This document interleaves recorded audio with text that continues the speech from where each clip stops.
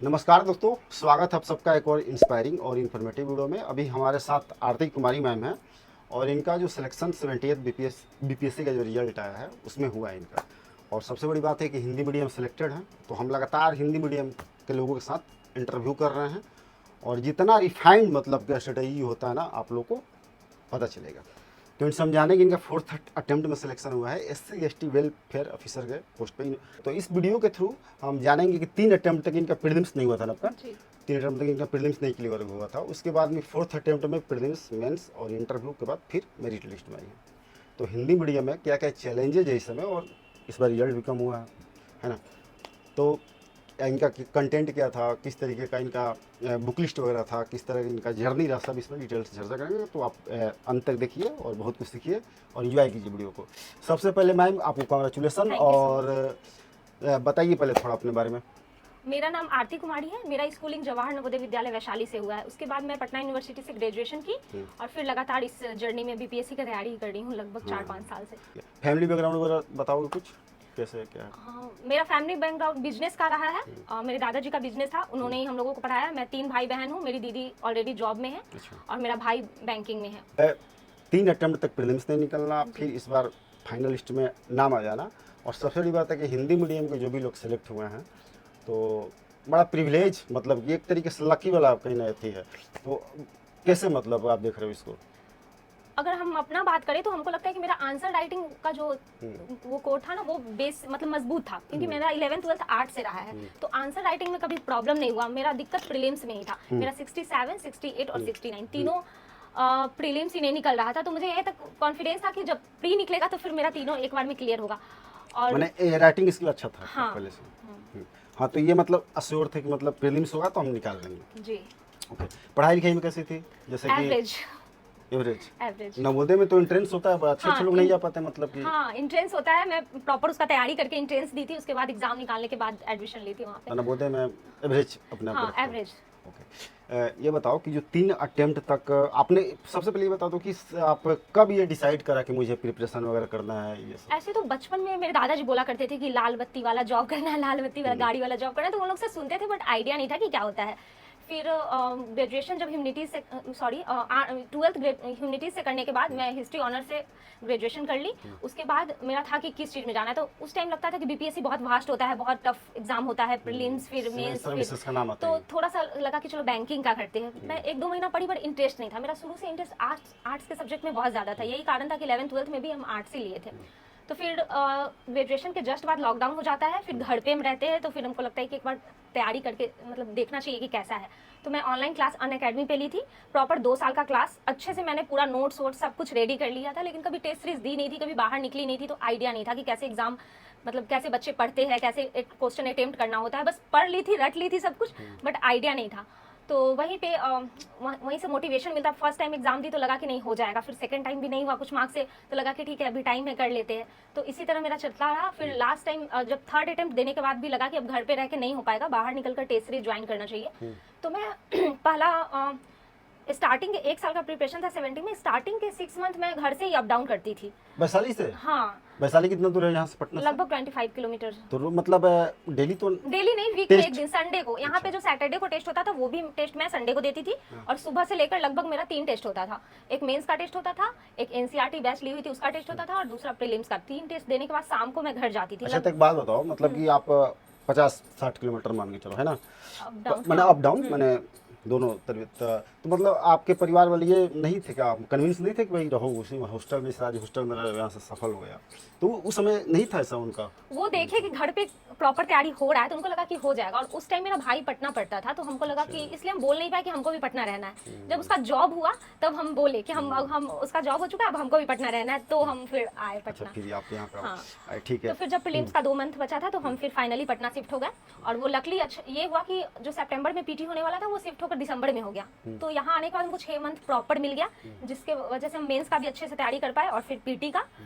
और उसके बाद 70 देते हैं, जो कि बहुत अच्छा मार्क्स भी आया मेरा। जनरल से कट ऑफ 91 मार्क्स पीटी में आया। Prelims लेकिन इतना ज्यादा आंदोलन आप लोग देखे ही थे, फिर बहुत डाउट था कि पता नहीं कैंसिल होगा, क्या होगा, नहीं होगा। कैंसिल के लेकिन लिए मना रहे थे कि नहीं, मतलब क्या? हम कुछ नहीं मना रहे थे, बस Neutral। सारा अपडेट ले रहे थे आंदोलन का। बस एक चीज अच्छा था ना कि हम लोग, मेरे हॉस्टल में एक और लड़की, उसके साथ मेंस का तैयारी हम शुरू कर दिए थे। अच्छा। बाकी इधर देख रहे थे कि जो होगा सो होगा, मेंस करते हैं, तो ये प्लस पॉइंट रहा। हिंदी मीडियम में मतलब लोग बहुत डिस्ट्रैक्ट हुए उस टाइम। स्टूडेंट का गलती नहीं है, ऐसा माहौल ही था उस टाइम। हाँ। लेकिन हम लोग गर्ल्स थे, हम लोग हॉस्टल में थोड़ा रिस्ट्रिक्शन है, फैमिली की तरफ से भी था कि इधर उधर जाना नहीं है, तो कुछ नहीं, बस आराम से बैठ के मेंस किए 3-4 महीना, और वो बहुत ज़्यादा फायदा किया मेंस में। ओके, ठीक है। तो मतलब आप जब गांव से यहाँ आके रहने लगे तो आपको मतलब लगा कि हाँ यहाँ पे उस तरीके का एम्बियंस है या फिर यहाँ पढ़ाई लिखाई का माहौल है, एक शहर में जाकर प्रॉपर उस चीज़ के लिए डेडिकेट होना, दोनों में डिफरेंशिएट कर रहे हो?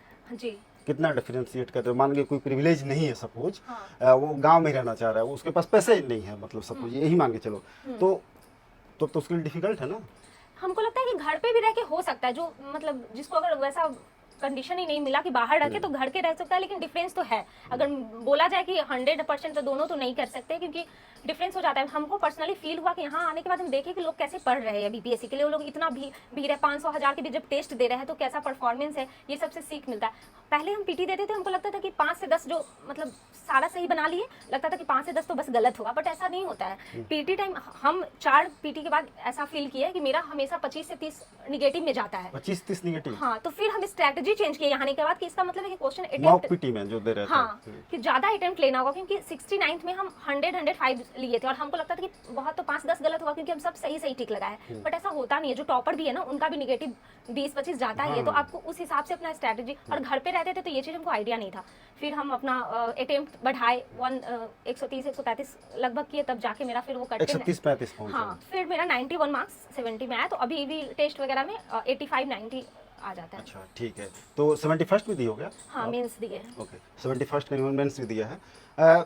कंटेंट के लेवल पे देखिए, मुझे लगता है कम सारे लोग जानते हैं, हाँ, लेकिन बिल्कुल। जो भी हम वीडियो डालते हैं तो कहते हैं आप बुक लिस्ट जरूर पूछिए, है जी। ना? तो आप बुक लिस्ट बता दो कि आपने कौन कौन सा पढ़ा है। अगर मेरा बात किया जाए तो हम बुक, जब हम क्लास किए ना, तो एक क्लास को हम 2 बार 3 बार करके पूरा नोट्स बना लिए। मैंने वीडियो देख रहे हो? हाँ, वीडियो लेक्चर देके पूरा नोट्स, और नोट्स मतलब एक सर अगर ये बोल रहे हैं ना कि वो चलते गया तो हम उसको भी लिख लेते थे कि वो चलते गया। कहने का मतलब है कि एक एक चीज को नोट करते थे। और मेरा है कि हम नोट से ज्यादा पढ़ते हैं, क्योंकि नोट से रिवीजन मल्टीपल टाइम हो सकता है। मेरा ये टोटल 19 नोटबुक है, जो कि मेंस और पीटी सबका है। ये सारा? हाँ, ये सारा पीटी और मेंस का सारा का नोटबुक है। तो ये तो बहुत बल्कि नहीं, तो जैसे कि अगर मेंस का एक एग्जांपल लेकर देखें हम, तो ये जैसे कि इतना पतला, ये इतना पतला है, हिस्ट्री का मेंस का नोटबुक है। तो एक जो हिस्ट्री 25-30 पेज में आ गया। हाँ, 25 टॉपिक है ये। जैसे 25 एक तो है जिसमें हम पूरा क्लास किए वो, और दूसरा फिर हम शॉर्ट नोट्स बना लिए अपने लैंग्वेज में, जो हमको रिवीजन करने में दिक्कत नहीं हुआ।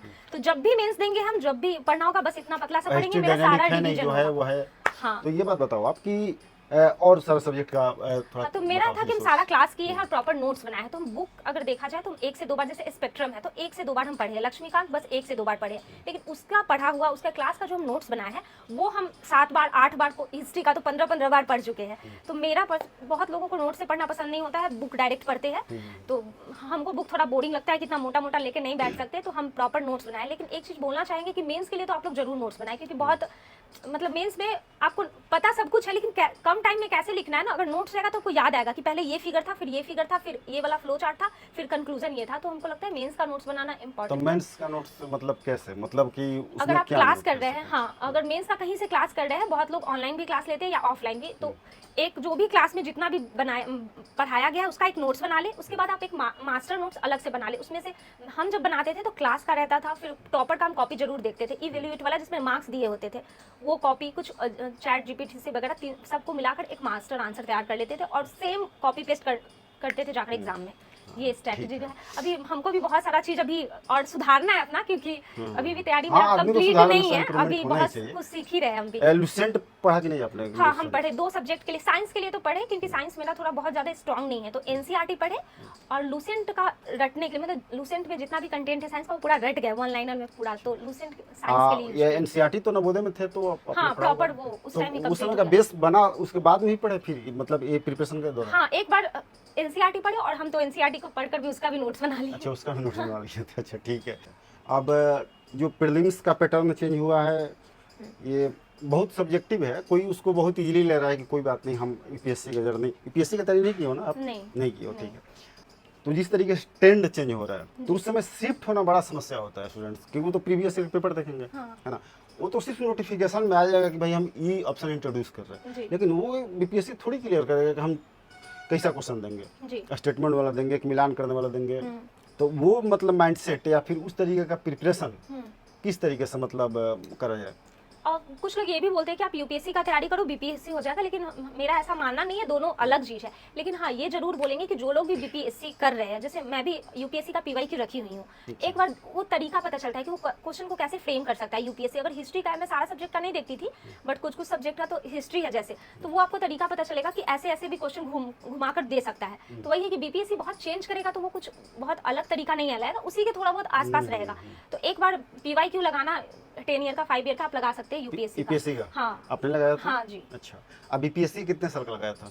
बीपीएससी का तो जो आता है मतलब लगता है कि बहुत पहले 10-15 साल का रहता है। हाँ, रहता। हाँ, तो पीवाईक्यू तो रामबाण है, मैंने 10-15 बार पीवाईक्यू तो छोड़ती नहीं हूँ। तो एक बात मतलब यहाँ से ये होता है कि पीवाईक्यू जैसे मैंने बताया कि पीवाईक्यू आपने बहुत सारा लगाया है ना। जो नए स्टूडेंट्स आ रहे हैं प्रिपरेशन में, सपोज उनको 73rd देना है, ठीक है, तो वो पीवाईक्यू पर कब जाए और किस तरीके से वहाँ शिफ्ट हो, कब वो कोचिंग में जाए, मान लो उनको मॉक टेस्ट देना है तो कैसे? इससे पहले एक चीज हम बोलना चाहेंगे, जो ये सब जो हम बता रहे हैं कि यूपीएससी लगाई, ये सब हम 70 के टाइम में लगाए। यही कारण था कि मेरा उससे पहले नहीं निकल रहा था 67, क्योंकि आइडिया नहीं था। ये सब हम यहाँ पे आकर सीखे तो हमको पता चला कि अच्छा ये चीज़ है, तो फिर हम आज बता पा रहे हैं। तो पीवाईक्यू लगाने का है तो हमको लगता है एक बार सिलेबस कंप्लीट करना जरूरी है, और एक बार में नहीं होता है। हम एक बार क्लास कर लिए, उसे बीपीएससी का सिलेबस नहीं होता, 2 बार 3 बार क्लास देखना होता है, फिर उसमें कुछ छूटा है उसको ऐड करना होता है। तो इस तरह से जब आपका सारा सिलेबस कंप्लीट हो जाए, लगता है कि हाँ मतलब जैसे कि अभी जिसको 73 देना है उसके लिए तो टाइम है, लेकिन अभी 72 वाले के लिए टाइम नहीं है, तो उनके लिए तो कुछ नहीं, बस रिवीजन कीजिए। और करेंट अफेयर आप मैक्सिमम जितना सोर्स रख सकते हैं, बाकी सबका सोर्स लिमिटेड जरूरी है। और 73 का वही है कि सारा बेस स्ट्रॉन्ग कर ले, सारा क्लास कर ले, एक बार कंप्लीट क्लास करना तो जरूरी है। जैसे लोग बोलते हैं कि सेल्फ स्टडी, हम भी बोल रहे हैं कि सेल्फ स्टडी सीखिए, बट एक बार क्लास तो अच्छा मैंने क्लास मतलब प्रॉपर ऑनलाइन जरूरी नहीं है कि आप ऑफलाइन ही क्लास लीजिए, मतलब एक बार थोड़ा सा मतलब सिलेबस के discipline अकॉर्डिंग, कह हाँ लो या फिर डिसिप्लिन, daily ऐसे रैंडमनेस lectures आ जाता है हाँ, कि हाँ, पहले कौन सा पढ़े, कौन चैप्टर पढ़े, कैसे क्या गाइड कह लो, तो मतलब गाइड के लिए, हाँ, जो शुरू से एकदम स्टार्ट करना चाहते हैं उनके लिए क्लास बहुत इंपॉर्टेंट है। लेकिन बहुत लोग होते हैं जो यूपीएससी दिए हुए रहते हैं, यूपीपीसीएस दिए रहते हैं, तो उन लोगों को तो या फिर उस तरीके के माहौल में रह रहे हैं तो उनको सारा आइडिया होता है कहीं ना कहीं। मैं आया तो इनसे कहा कि जो लड़कियां होती हैं जो प्रिपरेशन करती हैं, जैसे हम लोग भी प्रिपरेशन किए हैं, यदि लड़कियां इस वीडियो को देख रहे हैं तो आपको चलेगा पता कितना डेकोरेट करके उधर विवेकानंद जी हैं, विपाड का ये फोटो कोई आपका है क्या वहाँ पे विपाड में? नहीं बस अच्छा लगाया था मोटिवेशन के लिए। हाँ। उसके पीछे बीपीएससी का वो ऑफिस मेन गेट का भी इन्होंने कि जाना है इंटरव्यू के बाद वहाँ पे, तो और इधर इनको जो फेलिसिटेशन मिला है वो इधर कुछ लगा इधर सारा रूटीन है मेरा कि रूटीन हाँ मेंस तो का ये मोटिवेशन के लिए है ना। जी। ठीक है, तो मेंस की तरफ चलते हैं। मेंस में बताओ आप कुछ नया चीज, कुछ नए तरीके से, किस तरीके से प्रिपरेशन करें स्टूडेंट्स। सपोज किसी का प्रीलिम्स होता है 72nd में, तो मेंस में क्या करें? मेंस के लिए मैं बहुत ज़्यादा क्लास नहीं की थी, मैं लिखी ज़्यादा थी। नोट्स पहले भी बता चुकी कि मेंस के लिए आप नोट्स जरूर बना लीजिए, वो लास्ट तक बहुत काम आता है। अच्छा। और दूसरा चीज़ है कि हिस्ट्री है तो उसमें टॉपिक फिक्स है कि क्या क्या टॉपिक आएंगे, तो आपको दिक्कत नहीं होगा। अगर मौर्य कला का नोट्स बनाना है तो आप बहुत सारा सोर्स ले लीजिए, उसके बाद अपना एक नोट्स बना लीजिए। जैसे मैं 3-4 टॉपर का ले लेती थी, उसके बाद मैं बुक भी रखती थी, कभी दृष्टि का बुक हो गया, अगर जहाँ टेस्ट टॉपर का नोट्स, हाँ notes answer copy copy Answer sorry copy, ठीक है, हाँ, हाँ। जो लिखते थे एग्जाम में और जिनको बहुत अच्छे मार्क्स मिले हुए थे उन लोगों का Continue कॉपी हो गया। फिर मैं दृष्टि का बुक रखती थी, जहाँ टेस्ट देने जाती थी वो कुछ सैंपल पेपर देते थे वो रखती थी, 3-4 मिलाकर फिर अपना नोट्स बना लेती थी। तो आप अपने लैंग्वेज में अपना नोट्स बनाते तो ईजी हो जाता है पढ़ने के लिए। तो मैं सारे सब्जेक्ट के लिए, जैसे कि ये बताई कि हिस्ट्री के लिए इतना पतला, पॉलिटी के लिए, और मैं सारा इंडेक्स पहले ही लिख लेती थी इस तरह से। हाँ, और जितना बार पढ़ती थी देखिए 3-4 ये टिक करते जाती थी कि ये टॉपिक कंप्लीट हो गया है। तो ऐसे फिर एक मास्टर नोट बनाती थी जो लास्ट टाइम में रिवीजन करना होता था। तो ये एक मतलब ये टाइम लगा क्योंकि मेरा पीटी नहीं हो रहा था ना, तो ये सब के लिए मेरे उनको अच्छे से मेंस के लिए टाइम मिल गया। फिर तो मेरा सारा मेंस का नोट्स रेडी हो गया था, सारा कुछ, बस हम पढ़े नहीं थे। बस जब पीटी निकला तब उसको पूरा पढ़ना स्टार्ट किया अच्छे से, लेकिन साथ साथ करना ज़्यादा अच्छा रहेगा। ठीक है, तो मतलब प्रिपरेशन करना बेसिकली मेंस का ही है ना। हाँ। अब प्रीलिम्स के समय प्रीलिम्स में शिफ्ट हो जाना 1-2 महीना पहले। साथ साथ चल सकते हैं, मतलब पीटी को भी आप ऐसे नहीं जैसे कि मेंस पढ़ेंगे तो पीटी हो जाएगा, ऐसा भी नहीं है। हमको लगता है कि आप टाइम डिवाइड करके कर सकते हैं, पीटी और मेंस साथ में चलिए और फिर पीटी जब आएगा तो फिर टोटली पीटी पे शिफ्ट होना ठीक है। करके। अब साइंस टेक में आप लोगों को दिक्कत हुआ था क्योंकि ह्यूमैनिटीज के नहीं, होने की साइंस वजह से? टेक में हमको दिक्कत नहीं हुआ था, साइंस मतलब कि ठीक है, लेकिन टेस्ट दिए थे ना, तो फिर टेस्ट स्टार्टिंग में दिया तो था प्रॉब्लम हुआ तो था। रिपीटेशन वाला वहाँ है थोड़ा हाँ, हिसाब थोड़ा किताब, सा ना? या जो कुछ जैसे नया कि चीज अगर कुछ ना इन्वेंट हो रहा है तो फिर वही नया कीवर्ड्स है। है, साइंस टेक में कीवर्ड है, जैसे कुछ पूछ दिया कि इसमें आप क्या टेक्नोलॉजी यूज करेंगे, तो हम क्या किए थे ना, लगभग 6 से 7 टेक्नोलॉजी को ही पढ़ लिए थे। नैनो टेक्नोलॉजी है, बायोटेक्नोलॉजी है, तो वो अब हर जगह यूज आ जाएगा। मतलब साइंस टेक में ऐसा है ना कि कोई भी आंसर अगर पूछ रहा है आपको और आप 4-5 टेक्नोलॉजी का नाम बताकर आप ये कर रहे हैं, तो फिर वो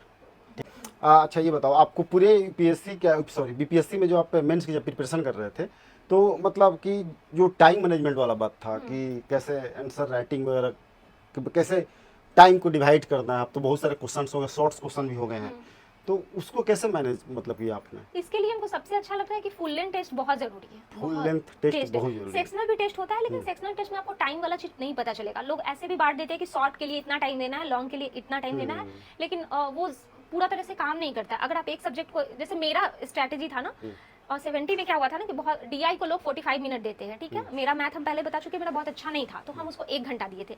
तो एक रिजल्ट होने का ये भी कारण है कि हम पहले से सोच रखे थे कि हमको 1 घंटा देना है डीआई को, और सारे लोग सोच रखे थे कि हमको 45 मिनट देना है। वो लोग पैनिक कर गए वहीं पे, क्योंकि इस बार डीआई बहुत लेंदी था 70 में। तो मेरे साथ नहीं हुआ क्योंकि हम ऑलरेडी डिसाइड थे। तो आप अपने सब्जेक्ट के अनुसार, आपको लगता है कि ये सब्जेक्ट में मेरा ज्यादा टाइम लगता है तो आप उसको ज्यादा टाइम दीजिए, जिसमें जैसे हमको लगता है हम हिस्ट्री बहुत कम टाइम में कर लेंगे, हम 45 मिनट में कर सकते हैं, तो हम उसको कम टाइम देते थे। तो आप अपने अकॉर्डिंग ही बांट सकते हैं, वो किसी का कॉपी नहीं किया जा मतलब वो सकता है। प्रैक्टिस से ही आएगा है ना? हाँ, मतलब आपको पता होता है ना कौन सब्जेक्ट में आप ज्यादा अच्छे हाँ, से लिख ज्यादा सकते अच्छे हैं। हो तो उसमें कम समय हाँ, लगेगा ही। तो वही, तो फ्रेमिंग वगैरह हम करना। उसी तरह से डिवाइड किए थे कि जिसमें हमको ज्यादा टाइम लगता था उसको ज्यादा टाइम दिए थे, जिसको कम टाइम लगता था। अच्छा एक बात बताओ, जैसे कि बहुत लोग बताते हैं जैसे कि आपको बीपीएससी में यदि क्वेश्चन का आंसर नहीं आ रहा है तो मतलब लिखो कुछ ना कुछ, मतलब हाँ, ये हम बोलेंगे क्योंकि लास्ट ऐसा कुछ होता है? नहीं, नंबर कुछ ना कुछ कुछ नहीं, आपको- एसोसिएटेड हो उससे? आप टॉपिक से रिलेटेड हो। जैसे कि कभी कभी ये करता है ना, जैसे हिस्ट्री का बात करें तो क्वेश्चन देता है संथाल विद्रोह, वो पूछ नहीं रहा है कि कारण लिखना है उसका, कि परिणाम लिखना है, कि उसका इंपॉर्टेंस लिखना है। संथाल विद्रोह के बारे में आप क्या जानते हैं? यदि पूछ मतलब दिया कभी तो कभी भाई- क्वेश्चन वैसे फ्रेम होते हैं कि वो आपको आगे का नहीं पूछेगा, बस पूछेगा, लिख देगा संथाल विद्रोह।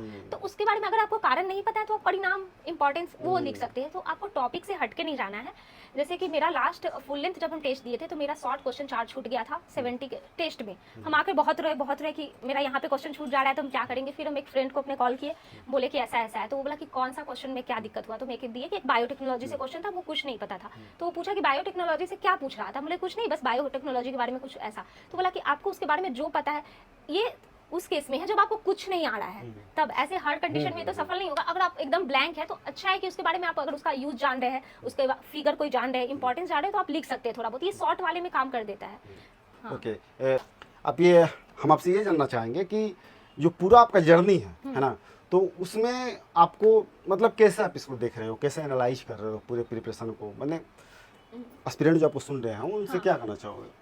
वो कितना डिफिकल्ट है, कितना टफ है, मतलब कब गिव अप, मैंने जो भी आप मतलब कहना चाहोगे? हम कहेंगे कि कुछ डिफिकल्ट भी नहीं है लेकिन इजी भी नहीं है। पर अगर आप, जैसे मेरे पास था कि हमको करना है, अब हर कोई के पास एक मोटिवेशन होता है, मेरे पास था कि हमको करना है, तो फिर हम सोच ही नहीं रहे थे कि ठीक है करो। एक अच्छा चीज ये हुआ कि किसी किसी के पास फैमिली का प्रेशर होता है, वैसे कंडीशन में थोड़ा दिक्कत हो जाता है, प्रेशर नहीं था। तो फिर हम सोच रहे थे ठीक है इस साल नहीं हुआ और अच्छे से करेंगे, अगले साल करेंगे। तो फिर हम किए, और मेरा भाई बोलता था कि दीदी जो करते रहता है ना, कभी छोड़ता नहीं है ना, उसका जरूर हो ही जाता है किसी न किसी चीज में। तो ये मेरे माइंड में था कि छोड़ना नहीं है।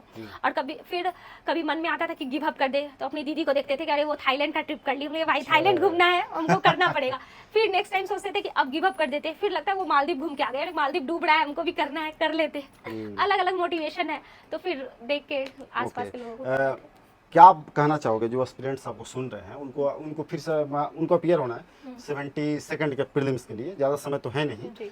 सपोज 73rd में कोई मतलब कि आ रहा है मतलब प्रिपरेशन करने के लिए, तो किस तरीके से वो प्रिपरेशन करे, या फिर किस तरीके से जो टफनेस वाला टाइम होता है ना उसे कैसे वो फेस करे? मैं अपने टफ टाइम में थोड़ा भगवान को मैं ज़्यादा, तो कृष्ण जी का गाना सुन लेती थी कि क्या मतलब बहुत सारा गाना सुनना, नाम जब थोड़ा बहुत ये सब भी कर लेती थी। और आसपास के लोगों को आप जब पढ़ने वाले माहौल में रहते हैं ना, देखते हैं ना कि अरे वो पढ़ ली। तो जैसे कि मैं बीपीएससी का करती थी ना, तो मेरा नजर रहता था कि हाँ जो बीपीएससी का तैयारी करी है वो लाइब्रेरी चली गई, तो मेरा रहता था भाई वो पढ़ रही है तो हमको भी जाना है।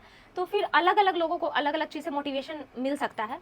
तो फिर वही है कि मोटिवेट रहिए, लेकिन यही है कि रोज मोटिवेट रहा नहीं जा सकता है, लेकिन डिसिप्लिन जरूरी है। रोज पढ़िए, मन भी नहीं है 1 घंटा ही पढ़ लिए, 2 घंटा पढ़ लिए, कभी सोकर पढ़ लिए, कभी फोन चलाते चलाते पढ़ लिए, आते जाते पढ़ लिए, लेकिन छोड़ना नहीं है। थोड़ा पढ़ते रहिए, जर्नी में मतलब हिस्सा रहिए। जब तक आप सफल नहीं होते हैं तब तक आप इसका पार्ट बने रहिए। और जाकिर खान भी बोलते हैं कि अब मांगते रहिए जितना भगवान से मांगना है, एक बार टाइम जरूर आएगा जब वो तथास्तु बोलेंगे। तो वही बात है। जाकिर खान जो हाँ। कॉमेडी करते हैं वही हाँ, हाँ, ना, वही। स्टैंड अप कॉमेडियन जो है। आप एक सवाल का और जवाब दे दो। ये समस्याएं बहुत लोगों के अंदर में होती है और हम अक्सर जाते हैं तो उनसे जरूर पूछते हैं कि मैंने याद करने वाला जैसा है ना, याद करने वाला या फिर कैसे रिवीजन करा जाए, तो वो आपका क्या तरीका था? मैं जैसे कि कोई चीज़ का रिवीजन कर रही हूँ तो पहले क्लास नोट्स है वो पढ़ ली, और उसके बाद एमसीक्यू जरूर लगाती थी। एमसीक्यू लगाने में ये क्लास नोट्स पढ़े के उसी समय एमसीक्यूज उसी निकाल टाइम लेते नहीं, थे? मतलब कि अगर मेरा टारगेट है कि हमको हिस्ट्री कंप्लीट करना है तो हिस्ट्री का पहले मैं नोट्स पढ़ती थी और एमसीक्यू लगाती थी। एमसीक्यू में सारे सब्जेक्ट का घटनाचक्र से ही लगाई हूँ। तो मैं जब पढ़ती थी तो बहुत मतलब आंसर ऐसे ढककर उसके बाद बहुत सारा क्वेश्चन ऐसा आता था जो नहीं याद है, उसमें टिक लगा लेते थे, ठीक है, और पूरा पढ़ लिए, पूरा खत्म हो गया। बहुत सारा उसमें क्वेश्चन आता था जो हमको याद नहीं है। फिर सुबह के टाइम में 4 बजे 5 बजे उठकर 4 बजे उठते थे? हाँ, मतलब एग्जाम टाइम में उठ जाते थे और 4 बजे 5 बजे उठकर छत पे चले जाते थे। हाँ, प्रॉपर, भाभी भी देखती थी, पूरा उठ जाते थे और जितना भी क्वेश्चन जो नहीं आता उसको पूरा वार्डन ने रटते वहाँ थे। पे, हाँ, पूरा रटते रहते थे। तो वही है, वार्डन ने वो लोग भी बहुत हेल्प किया, चाय बनाकर कॉफी बनाकर भैया देते थे। तो पूरा आप भी इनके जर्नी में आप भी हिस्सेदार हैं, हाँ, मतलब इनके आपको। हस्बैंड थे भैया जो खाना बनाते हैं। अच्छा। हाँ, तो 4 बजे 5 बजे हम छत पे चले जाते थे, वो लोग गेट खोल देते थे मेरे लिए। कॉफी अगर अपने लिए बना रहे हैं, चाय बना रहे हैं तो दे देते थे हमको भी, हम पीकर मस्त रिवीजन करते रहते थे। और लोगों का भी यहाँ मतलब हेल्प कैसे ही करते रहिए। चलिए ठीक है, बहुत अच्छा लगा आपसे बात करके। आरती कुमारी मैम हमारे साथ थी और इन्होंने अपनी जर्नी साझा की आप लोगों के साथ में। हिंदी मीडियम की एस्पिरेंट रही हैं। आप आगे भी दिया आपने मेंस ना? हाँ, 71st हाँ। इन्होंने मेंस भी दिया है। तो इन्होंने अपना जर्नी शेयर किया, बहुत सारी चीज़ें आपको इसमें सीखने को मिला होगा। तो डेफिनेटली आप लोग जो डिमांड रहती है कि भाई हिंदी मीडियम वालों को ज़्यादा से ज़्यादा इंटरव्यू करे, तो हम भी अब हिंदी मीडियम वालों को से ही ज़्यादा अप्रोच कर रहे हैं। तो इस वीडियो को लाइक कीजिए, शेयर कीजिएगा और चैनल को सपोर्ट कीजिए, चैनल को सब्सक्राइब कर लो। Thank you. Thank you.